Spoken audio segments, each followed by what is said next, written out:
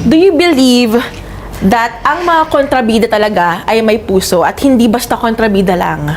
And why? Kasi diba sinasabi nila, may mga notion na every kontrabida, may reason kung bakit sila nagiging ganon. In the case of Mauritius World, walang ganon. Walang reason, basta kontrabida. Okay. Okay. So, minsan kasi kapag nilalagyan pa natin ng reason, baka hindi na maging pure. Baka lumambot. That's So, kung kontrabida ka, panindigan mo na. Tuloy-tuloy na. Yeah.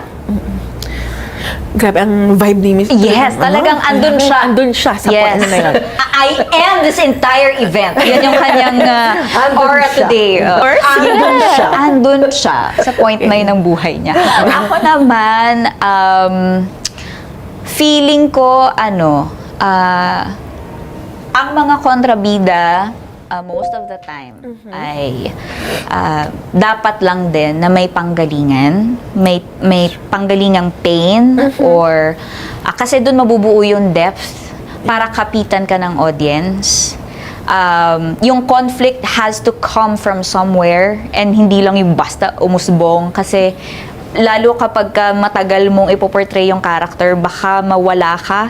Kung wala kang parang core, kung wala kang talagang panghahawakan eh. So, kailangan may certain conflict na manggagaling sa pain from, something that happened to you before para lagi kang doon babalik kung bakit ka masama.